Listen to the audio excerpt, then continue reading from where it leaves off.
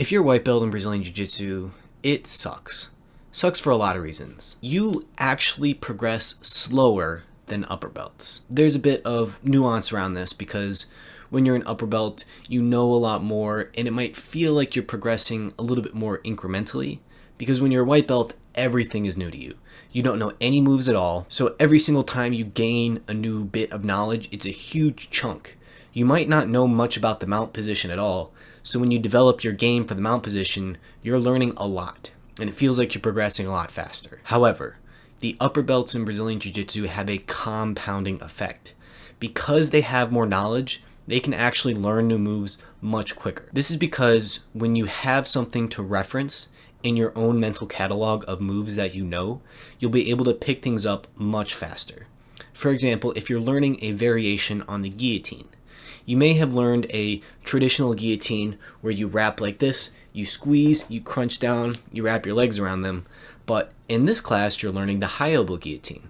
Maybe you have a different leg configuration, maybe you're triangling your legs instead of crossing them in closed guard. You're going to learn it much faster. I've personally been partnered with white belts before who, bless their soul, bless their heart, bless their belts. They tried really hard to learn a move, but because they didn't have something to reference to, it took them the entire class to learn it.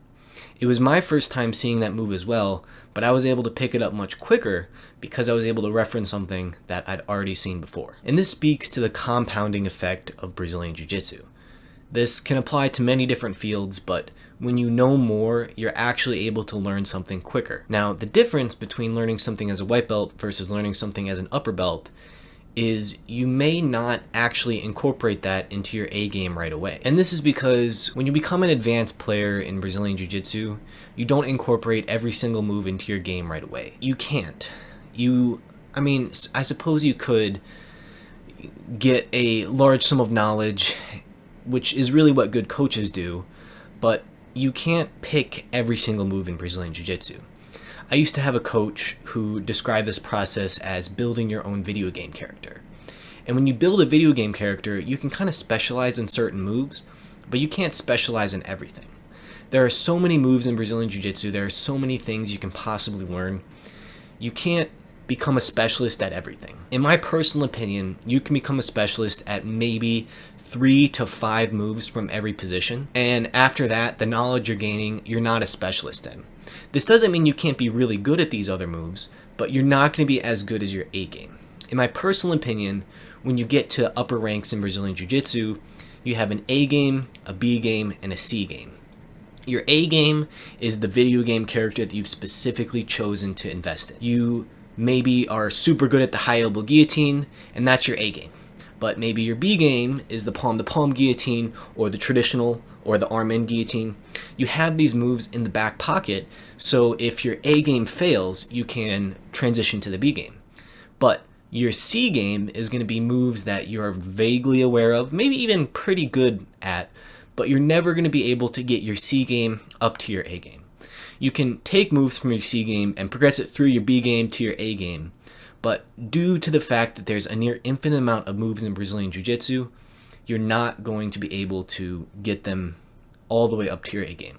This is just because there's too much to learn. I've been doing Brazilian Jiu-Jitsu for the better part of the last decade, and there is still so much that I wish I knew. I know way, way more than I did as a white belt. I'm better at learning now, too. I can even pick up moves faster than I did as a white belt, but the issue is there's too much to learn. It sucks for white belts because it seems like they're learning faster because their gaps are larger, so they're making progress in positions at a time. For example, they may not know much about side control, but when they learn that position of side control, they pick up a few chunks.